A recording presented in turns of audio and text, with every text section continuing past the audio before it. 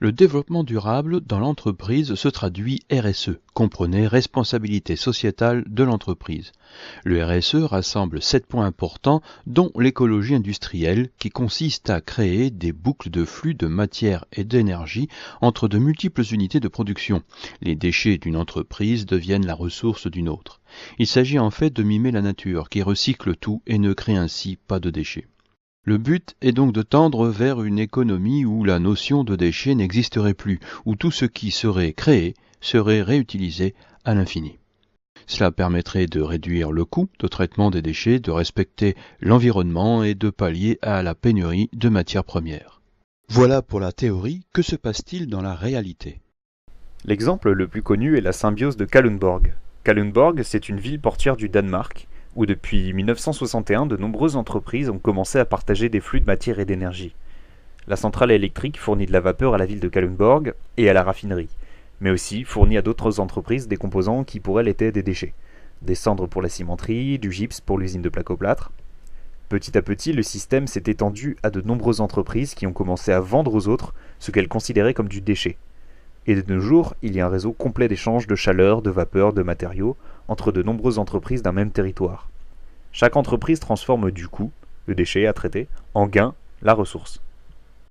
Ecopal a été créé sur cette idée. Hugues Demby-Wilkes, conseiller en gestion d'entreprise, ancien président d'Ecopal. Effectivement, si on peut, à travers tout ça, diminuer, réduire, améliorer, recycler, réutiliser, moins salir, moins ceci, il n'y a aucune ambiguïté. Tout le monde est prêt à ça. Et beaucoup d'entreprises, n'ont pas attendu maintenant. Je veux dire, réduire les dépenses d'énergie, réduire les dépenses des matières premières, c'est aussi permettre de maintenir la compétitivité, voire de l'améliorer. Donc c'est des choses qui sont inhérentes à toute activité. Peggy Ricard, directrice d'Ecopal. Le début, ça a été d'aller démarcher les PME, PMI autour des industriels pour les fédérer. Donc au début, c'était plus une démarche prospective et commerciale de notre part. Et petit à petit, le bouche à oreille s'est fait entre eux.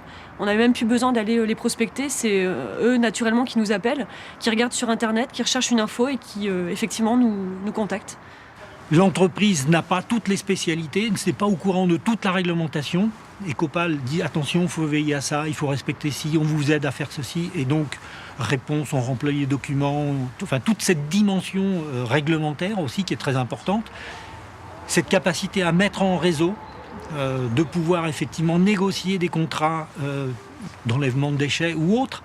Ecopal ne va pas substituer à l'entreprise. On comprend bien alors que la mise en place de ce que l'on appelle symbiose industrielle est relativement difficile et qu'Ecopal est le rouage nécessaire qui fait qu'à tous les niveaux, le jeu en vaut la chandelle.